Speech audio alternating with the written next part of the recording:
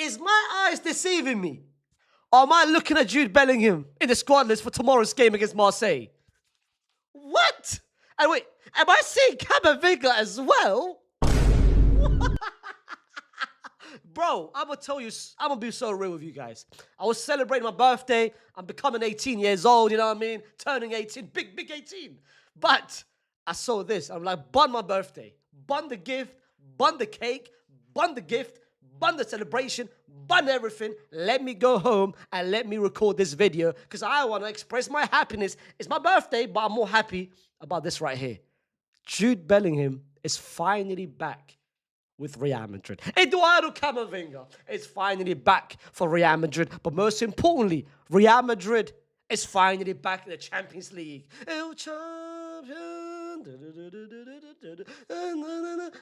Wallah, that might be the Iraqi version, wallah. That might be the Iraqi version of the Champions League song. But brothers and sisters, the Champions League is back. Real Madrid is back. The league phase is back. And Real Madrid are playing tomorrow in their first official game. Let's talk about it. Let's discuss it. Let's talk about the line on it. Let's talk about, most important as well, Mr. Jude Bellingham being back, which is a bit faster than what he should have been back. But we can talk about it collectively before we start. Before we go any further, don't forget to like the video, subscribe to the channel. We hit 91K, which is big up all of you guys, 9 more K to 100K, you know what I mean? And of course, comment what you guys feel. And also, the full Champions League preview and prediction will be out quite soon, but not on this channel, on the second channel, where I'll be talking about, not necessarily just Madrid and Marseille, I'll be talking about Juve, I'll be talking about Chelsea, I'll talk about Liverpool, Paris Saint-Germain, and of course, the Thursday's game between Barcelona and Newcastle. But this video and this channel, we're only going to talk about this game. But let's talk about this briefly, because the squad list has been announced by Real Madrid. And we see familiar faces. We see Thibaut Courtois, we see Lunin, we see Fran, Carvajal, Eder Militao, Trent, Raul, Alvaro, Dean Huijsen. This is a surprise. As we know, when Jude Bellingham did his surgery, when he did his operation, very successful operation, which is the good news, of course. It was rumored and it was reported that he'll be out for 3 months, which meant he will be back by November. He has, of course, been training in the meantime because the shoulder injury doesn't impact running. Like, you can still run, you can still do your walking, X, Y, and Z, but of course, it's a pain which goes throughout the whole body. It's not just the shoulder; it goes throughout the whole body, which is why he's been very careful about it. Him being back now is very surprising because tomorrow's game is going to be the 16th, I believe. Yes, the 16th of the month, and it was rumored he'll be back end of October. Because El Clasico, which was the aim, which was the main game, which he was hoping to be back before, which is on the 26th of October, he was hoping to be back by that game. That game is about 5 weeks away. He's back now. And I don't know if this is us rushing him. I don't know if this is him. Like, you know how he is. He loves football. He loves to play. He wants to start. I don't know if it's him wanting to be back.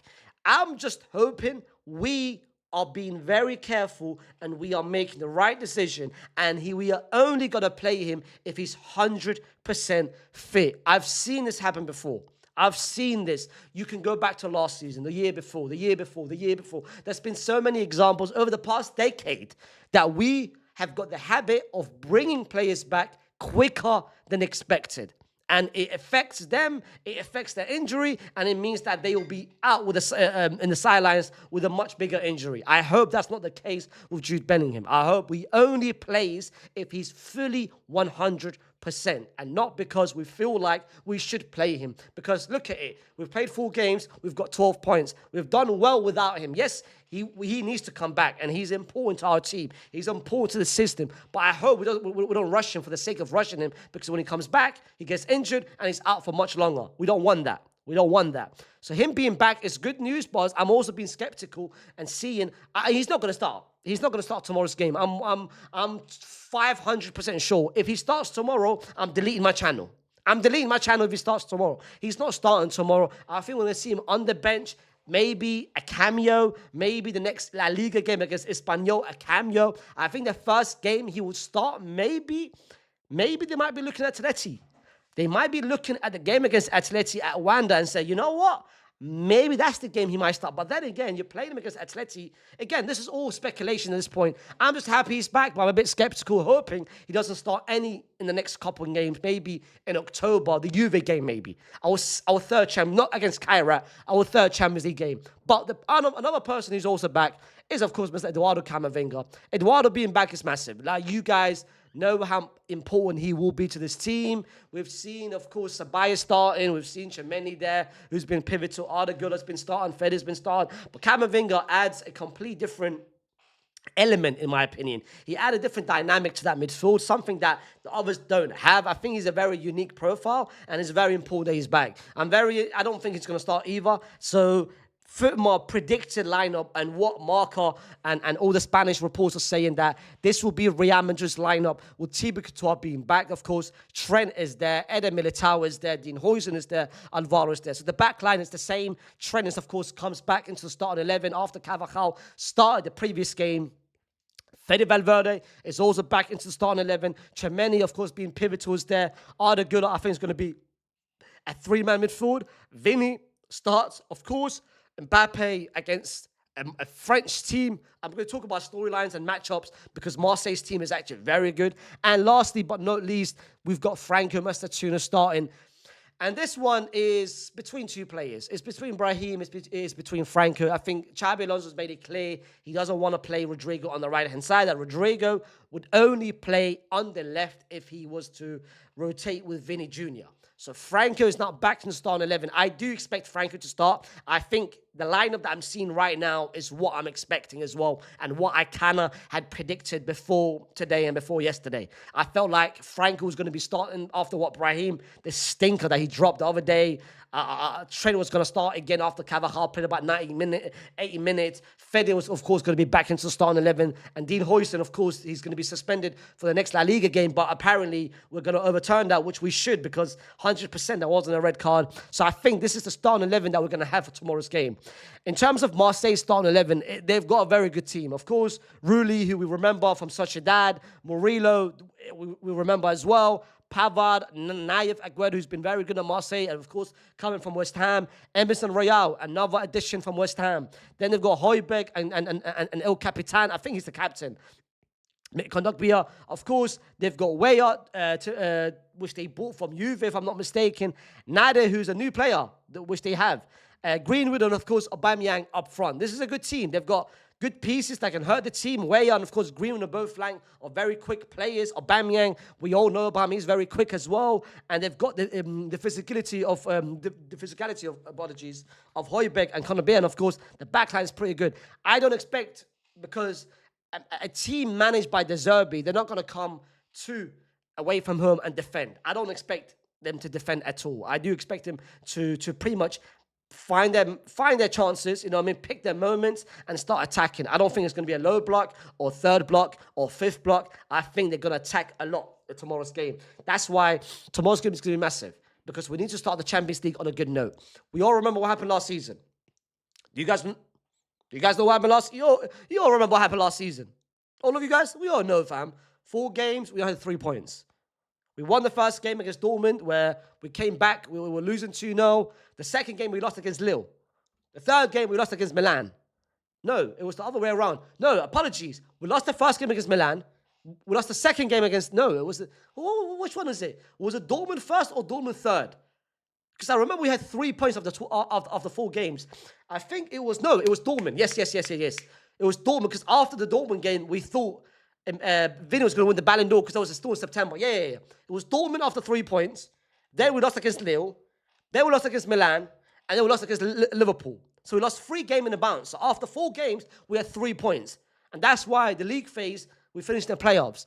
We can't afford that. We have to start strong. We've got 3 important games before Liverpool away from home, which is going to be our most difficult game. So we have to win tomorrow's game, and against Cairo and against Juve. But tomorrow's game is massive. Tomorrow's game is vital.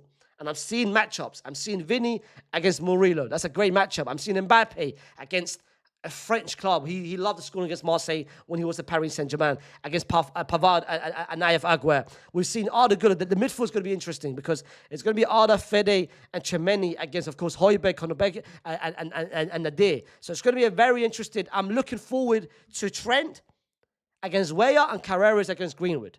Like, these two have to be very careful. Of course, they love attacking, but at the same time, they have to defend as well accordingly. So this is going to be a very interesting matchup. But also, how many minutes Jude Bellingham will get tomorrow? Because, of course, he's not going to start tomorrow. But the question is how many minutes off the bench he might get. I'm hoping... I don't know if I sound selfish. I don't know if you guys... I know some of you guys down in the comments might say, no, have Jude play, maybe get the rust off. I hear it, but at the same time, I don't want to rush him. I feel like we're rushing him a month. The deadline was supposed to be end of October. We're now mid-September, I feel like we're rushing him too early.